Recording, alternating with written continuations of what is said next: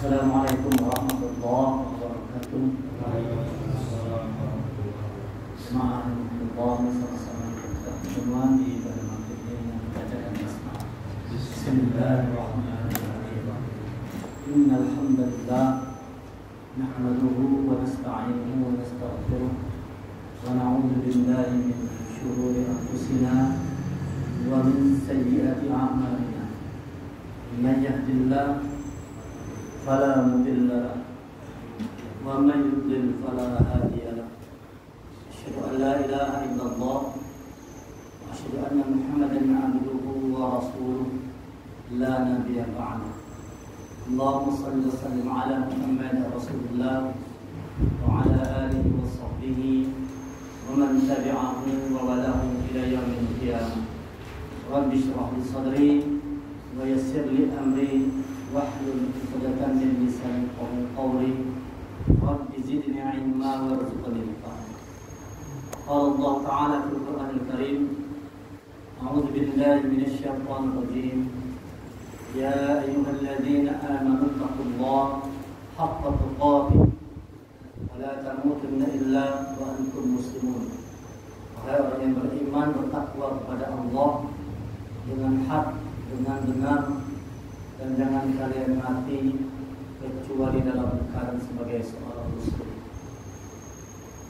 Ya ayuhan nasu taqu rabbakum alladzi khalaqakum min nafsin wahidah wa khalaqa minha zawjaha wa bassa minhuma rijalan katsiran wa nisaa'a.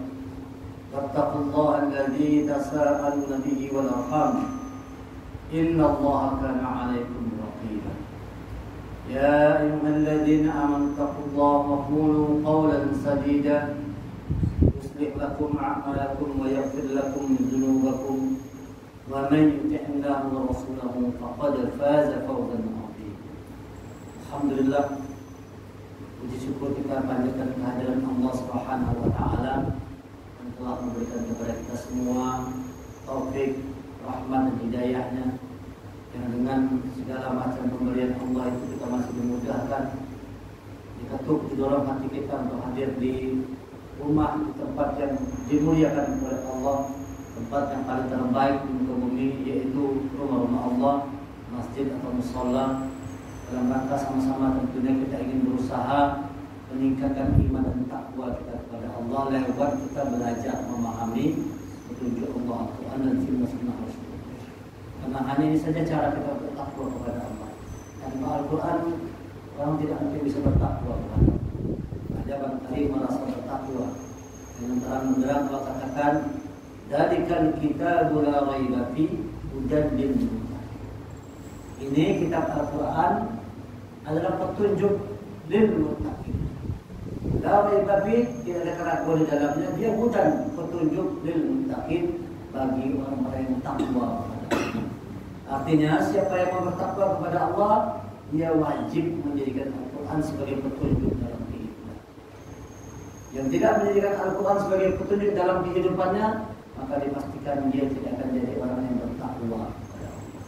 Dan mungkin bisa takwa kepada Allah tanpa petunjuknya. Kita diperintahkan untuk mempelajari, memahami, mengamalkan isi Al-Quran. Yang masih terlalu banyak yang belum kita ketahui. Al-Quran ini kita pelajari sampai kita mati tidak selesai.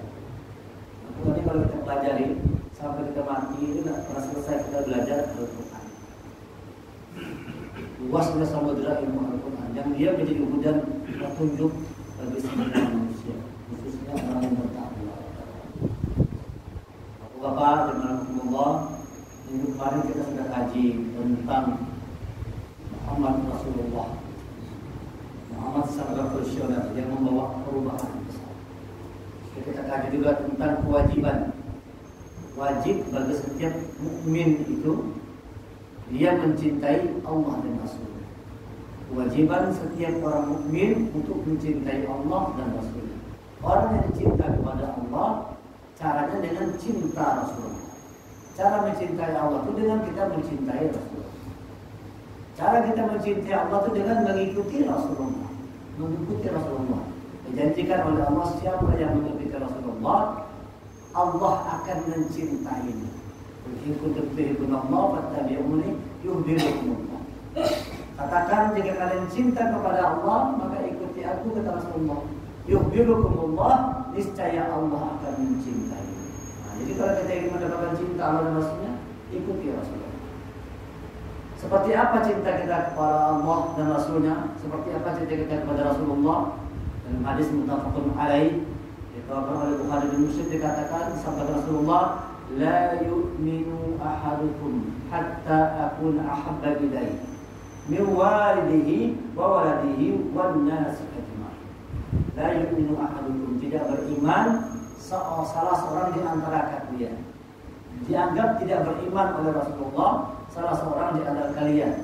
Hatta akuna ahabba ilaihi, sampai aku lebih dicintainya, min walidihi, melebihi cintanya kepada orang tuanya, wa waladihi, melebihi cintanya kepada anaknya, wan nasi ajma'in, dan cintanya kepada seluruh manusia. Wan nasi ajma'in, artinya cinta kita kepada Rasulullah tidak boleh kalahkan oleh apapun. Cinta kita kepada ibu kita tidak boleh itu mengalahkan cinta kita kepada Rasulullah. Cinta kita kepada anak kita itu tidak boleh mengalahkan cinta kita kepada Rasulullah.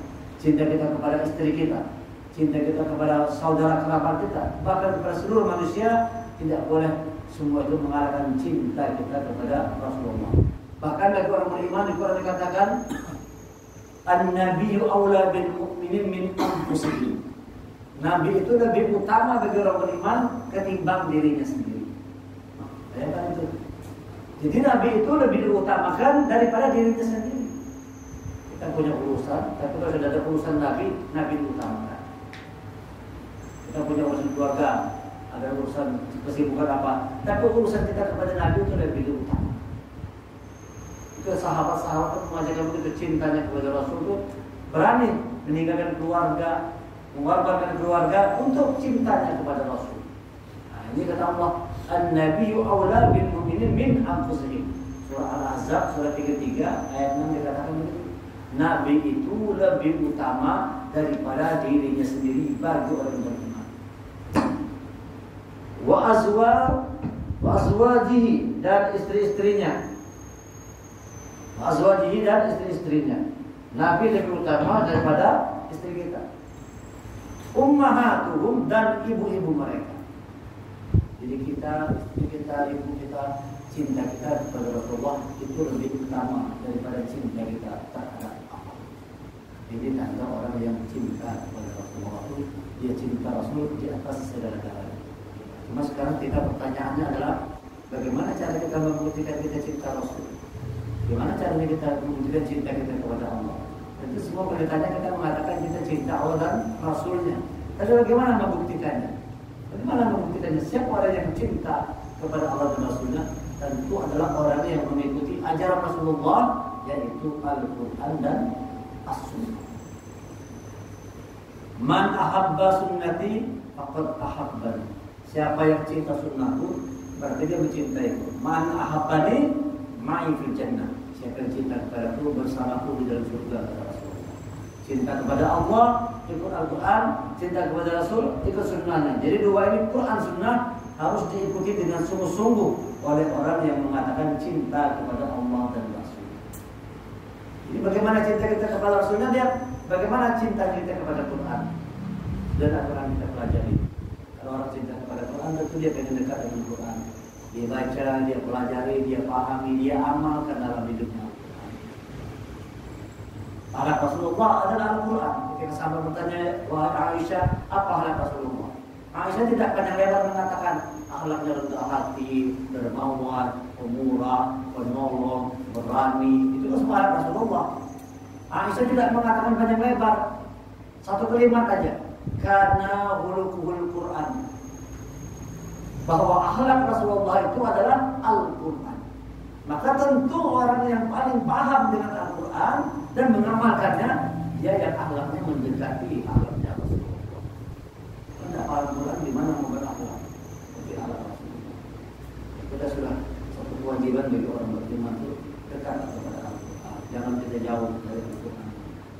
Nanti kita memikul tanggung jawab besar. Orang yang mengabaikan Al-Quran memikul dosa yang besar. Orang-orang yang selama hidupnya itu dia mengabaikan petunjuk Allah. Ini Rasulullah wajib.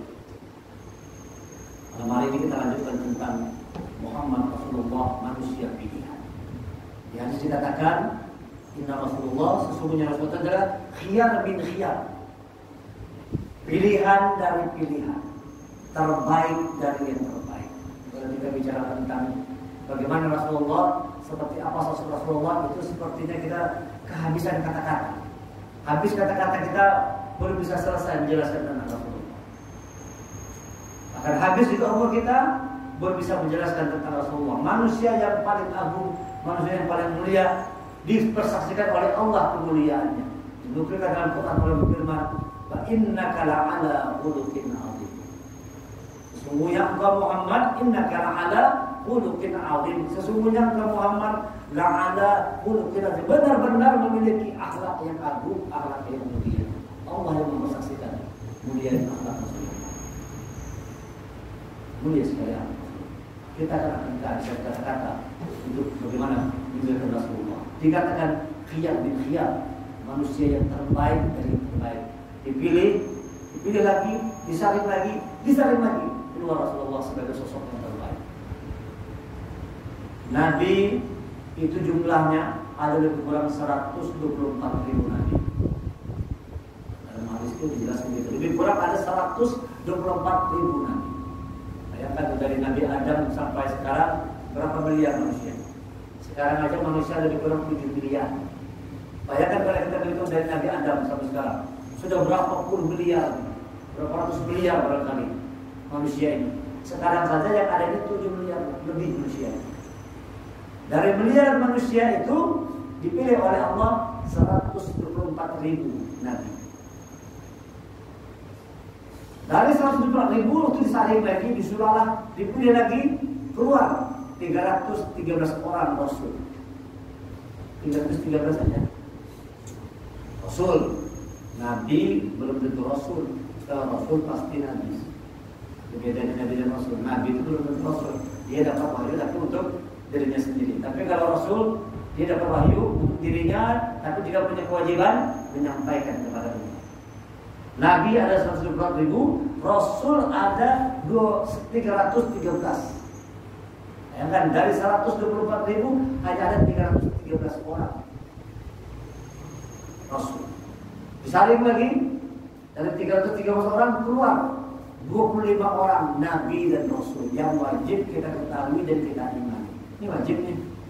25 Nabi itu wajib kita tahu. Nanti kalau kita tanya sekarang kita cukup beriman nih. Beriman kepada Allah, beriman kepada malaikat, beriman kepada kitab, beriman kepada Nabi dan Rasul. Beriman kepada Nabi itu kita wajib mengetahui Nabi yang untuk diimani. Ada 5 Nabi yang wajib diketahui dan untuk kita imani. Itu kalau kita tanya, kita tahu enggak? Nama-namanya aja lah. Nama-namanya bisa disebut enggak? Harus bisa kita. Untuk kita menambah keserimut Nabi. Hafal kan? Yang sampai kalah sama anak TK atau anak TK itu resmi hafal nama Nabi. Adam, Idris, Nuh, Soleh, Ibrahim, Lut, Ismail, Ishak, Yakub, Yusuf, Ayub, Su'aib, Musa, Harun, Zulkifli, Daud, Sulaiman, Ilyasa, Yunus, Zakaria, Yahya, Isa, Muhammad, Rasulullah. Itu mana nih? Minimal kita apa nama-namanya lalu aja. Karena kita ketahuan kan beriman kepada Nabi dan Rasul yang 25 orang yang wajib diketahui. Tahu kita siapa Nabi Adam, siapa Nabi Nuh. Tahu kita. Minimal itu paling ada nama-namanya apa. Nah, jangan sampai nama-namanya itu beda apa lah ini bahaya ini kan. Kalau kita orang beriman tapi nama-nama nabinya aja kada hafal, bahaya. Usahakan kita tuh pelan-pelan mempelajari. Disaring lagi. Terbaik dan yang terbaik. Dari 124.000 keluar 313 nama. Nah, Rasul. Dari 313 keluar 25 orang. 25 orang disaring lagi, keluar 5 nama. Yang dikenal dengan ulul azmi. Ulul azmi. Quran katakan ulul azmi. Siapa dia orangnya? Urutannya dulu. Urutan pertama siapa? Sebelum Ibrahim. Sebelum Nabi Nuh dulu. Nabi Nuh dulu. Nuh, Ibrahim, Musa, Isa, Muhammad sallallahu alaihi wasallam. Itu urutannya Nabi Nuh yang duluan Nabi. Setelah Nabi Nuh, Nabi Ibrahim. Habis Nabi Ibrahim, Musa. Musa, Isa. Habis Nabi Isa, Muhammad sallallahu alaihi wasallam. Ini namanya ulul azmi. Nabi yang utama. Dari 25 tadi keluar 5 nabi yang utama. Ya, orang mengatakan kita disuruh bersabarlah kalian. Sebagaimana sabarnya ulul azmi. Itu kita lihat. Ada dalam surah Al-Ahqaf ayat 46 ayat terakhir. Fasbir kama sabar ulul azmi. Fasbir kama sabar ulul azmi minar rusul wa la tasta'jil lahum. Ka'annahum yawma yarawna ma yu'adun lam yalbasu illa sa'atan min nahar bala fahal yulqi ila al-qawmil fasiqin. Maka bersabarlah engkau sebagaimana kesabaran ulul azmi, rasul-rasul yang memiliki keteguhan hati. Jadi kita ulul azmi itu rasul-rasul yang memiliki keteguhan hati. Bersabarlah kalian sebagaimana sabar Nabi Nuh. Nabi Nuh sebagaimana sabar di depan mata melihat anak bini tenggelam. Nabi tapi tidak bisa membuat anak istrinya beriman kepada Allah. Menyaksikan anak istrinya meninggal dalam keadaan musyrik dan di depan mata dia saksikan. Dia bisa menolong tapi Allah tidak mengizinkan. Bayangkan tuh bagaimana tuh sabar jadi. Anak menolong turun firman Allah, jangan tolong, dia bukan keluargamu. Nah, ini Nabi Nuh menyaksikan anak istrinya tenggelam di depan mata. Kesabaran seorang Nabi Nuh. Banyak dihina tuh, macam-macam kan. Apa nama kapal yang dilempar kotoran segala macam. Itu orang gila Nabi Nuh. Bagaimana kesabaran Nabi Allah Ibrahim? Kita disuruh salah satu contoh menyembelih anak itu. Bagaimana sabar? Coba kita ketawa bersabarlah kalian sebagaimana kesabaran ulul azmi. Sabar. Gimana? Ada seorang bapak, ada seorang suami. Bagaimana sabarnya Nabi Musa? Bagaimana kesabaran Musa menghadapi musuh-musuh yang hebat, Fir'aun, Haman, Qarun. Wah, ini musuh-musuh yang top-top semuanya. Dan bagaimana kesabaran Nabi Musa harus lari dari kota Mesir karena mau dibunuh. Sabar Nabi Musa. Bagaimana kesabaran Nabi Isa? Dianggap sebagai orang yang anak orang ini segala macam. Hinaan luar biasa. Nabi yang paling miskin Nabi Isa. Luar biasa. Kesulitan yang tapi sabar dalam bagaimana kesabaran Rasulullah berkumpul semua masalah beban umat ada pada Rasulullah. Setiap umat bermasalah lapor kepada Rasul. Setiap orang punya masalah datang kepada Rasul. Bagaimana kesabaran Rasul menghadapi segala macam bentuk ujian. Allah katakan innaka la'ala khuluqin 'adzim. Mulia Allah Rasulullah. Sabarnya luar biasa sampai malaikat pun kalah kesabarannya dengan kesabaran Rasulullah. Ketika beliau datang ke Taif di tempat batu berdarah-darah, bahkan malaikat juga mengatakan ya Rasulullah perintahkan aku untuk mengangkat gunung biar kurangtakan lempar penduduk Taif dengan batu gunung ini. Apa kata Rasulullah? Jangan lakukan. Kalau sekarang mereka tidak beriman, mudah-mudahan anak turunannya beriman kepada Allah. Malah didoakan. Orang melempar batu malah sampai berdarah-darah malah didoakan oleh Rasulullah. Oh itu kalau kata innaka la'ala khuluqin 'adzim. Rasulullah yang berakhlak yang mulia. 5 nabi terbaik.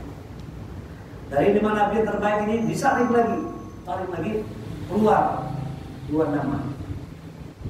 Siapa ini? Ibrahim dan Rasulullah. Maka itu salat Allahumma shalli ala Muhammad kama shallaita ala Ibrahim. Disebut 2 nama. Karena ini adalah terakhir, final. Sudah final ini, sudah habis, sudah tidak ada lagi pilihan yang lain. 1, 2 terakhir Nabi Allah Ibrahim dan Rasulullah. Ini 2 manusia terbaik. Juara satunya adalah Rasulullah sallallahu alaihi wasallam. Khiyar min khiyar, manusia terbaik dari yang tentu kalau orang terbaik itu dia akan dikasih istimewaan. Dalam Quran dikatakan innahum mustafa dan akhyar. Sesungguhnya mereka para nabi itu adalah mustafa dan akhyar, manusia-manusia yang paling baik, manusia-manusia terbaik. Rasulullah sebagai orang yang terbaik di antara hak ciptaan Allah yang paling Allah cintai, rahmatan lil alamin, dia menjadi rahmat bagi seluruh alam. Rasulullah manusia pilihan, Rasulullah manusia yang terbaik, kekasih Allah nomor 1 Rasulullah. Nah, tentu kalau yang nomor 1 ini tentu diberikan penghargaan, diberikan istimewaan, diberikan keutamaan oleh Allah. Apa keutamaan? Banyak keutamaan kepada Rasulullah, tapi keutamaan yang paling dicintai Rasul, yang paling disenangi Rasul adalah syafaat. Banyak keutamaan yang Allah berikan, tapi yang paling disayangi, dicintai Rasul adalah keutamaan yang Allah berikan berupa syafaat. Apa itu? Pertolongan. Rasulullah diberi hak untuk menolong umat. Cuma Rasulullah aja yang bisa memberi syafaat. Nabi yang lain tidak bisa memberi syafaat. Yang bisa Nabi yang lain itu memberikan syafaat. Yang bisa memberi syafaat hanya Muhammad Sallallahu Alaihi Wasallam. Dan inilah yang paling dicintai oleh Rasulullah, syafaatnya. Makanya syafaat itu ditahan. Rasulullah tidak digunakan di dunia. Kenapa? Dia ingin menyelamatkan umat nanti di akhirat. Syafaat Nabi Musa sudah didapati di dunia, dibelahnya lautan, diselamatkan umat. Dapatnya syafaatnya di dunia. Nabi yang lain itu sudah mendapatkan syafaatnya di dunia. Tapi Rasulullah dia tahan supaya dia diberikan hak untuk bisa memberikan pertolongan kepada umat Rasul. Dia cintanya Rasul itu kepada kita luar biasa. Cinta kepada umat. Sampai yang kedua dari Rasulullah itu ketika ajalnya adalah kita. Ummati. Padahal ada anaknya, ada menantunya, ada sahabat-sahabatnya, tapi sebelumnya adalah kita. Ummati. Cinta Rasulullah kepada kita. Kalau Rasul itu pasti cinta sama kita. Tinggal kita cinta kepada. Tapi kalau kita katakan kita cinta, buktikan cinta itu dengan tepat dan benar dengan mengikuti ajaran Rasulullah, Al-Quran dan Sunnah. Ikuti dengan Rasul, ajaran Rasulullah. Alhamdulillah. Apa syafaat yang bisa diberikan Rasulullah kepada kita semua? Pertama, ketika manusia berada di padang mahsyar, dikumpulkan di alam manusia, bayangkan dari zaman Nabi Adam sampai hari kiamat ini berapa miliaran manusia kumpul. Itu keadaannya sangat mencekam, huru-hara yang sangat luar biasa. Matahari sejengkal dari kepala. Ini dikatakan hadis ya. Manusia berkumpul, matahari cuma sejengkal dari kepala, luar biasa. Dan belum ada hisab, belum ada perhitungan, belum tahu di nasib manusia nih. Mau kemana nih? Surga, neraka, belum dihisab, cuma dikumpulkan. Dan itu waktunya lama. Lalu umat-umat datang kepada para nabi, minta kepada Allah untuk disegerakan pengadilan. Ya, kalau orang bersalah, kalau lamban sidang kan beban jadi berat kan? Karena jelas nih, berdosa kan, diputuskan bebas kah atau diputuskan bersalah nih? Dia gantung-gantung udah jelas, tapi ditahan. Kan? Kalau putus pengadilan belum ada, itu orang yang melakukan yang dianggap berbuat salah itu ditahan. Padahal belum tentu dia bersalah. Kenapa? Belum ada putusan pengadilan. Itu manusia di padang mahsyar tidak ada putusan pengadilan dari Allah, belum ada diputuskan lagi. Berapa lama? Sudah mulai manusia tertahan lagi sudah. Datang kepada Nabi minta supaya Allah mempercepat pengadilannya. Tidak ada yang mampu. Tidak ada bisa berfirman Nabi mampu mengatakan. Sebelum mengatakan kepada Rasulullah, masih dia yang mampu melakukan. Datang manusia kepada Rasulullah itu, baru Rasulullah mengatakan, ya Allah, segera percepat pengadilan. Mau dimulai pengadilan. Itu sebab baru dimulai pengadilan. Itu saat pertama. Sebab yang kedua apa itu? Dan saya katakan ketika Aisyah berkata kepada Rasulullah, ya Rasul, nanti kalau akhir, di mana aku bisa menemukanmu ya Rasulullah? Di mana aku bisa menemukanmu ya Rasulullah? Cari aku di telaga, di dekat telaga Al-Kautsar dan di dekat Mizan penimbangan. Jadi Rasulullah dia ada di telaga Al-Kautsar yang setiap umatnya itu disuruh minum dari telaga Al-Kautsar. Kalau kita minum, hilang orang minum haus luar biasa. Rasulullah memberikan telaga Al-Kautsar untuk umat. Dan Rasulullah itu juga kata Aisyah mengatakan dia berdiri di dekat timbangan, di timbangan Allah. Kalau misalnya amalan umat itu berat kebaikan, bahagia Rasulullah. Bahagia gembira Rasulullah. Nah, coba kita buatlah supaya Rasulullah itu gembira di dalam kehidupan ini. Rasulullah melihat kita sebagai umat itu sangat gembira. Kenapa? Amalan kebaikan kita berat. Jadi berat amalan kebaikan kita ketimbang buruknya. Bahagia Rasulullah. Tapi kalau seandainya amalnya sama, itu berdoa kepada Allah. Ya Allah tambahkan berat-beratkan amal kebaikan. Sama timbangnya di dalam ini. Baikpun nanti Rasul berdoa, ya Allah berikan kemudahan kepada umatku, tambahkan kebaikan. Lalu kabulkan doa Rasulullah. Dengan mizan Rasulullah bisa menolong umat. Ada mahsyar menolong umat.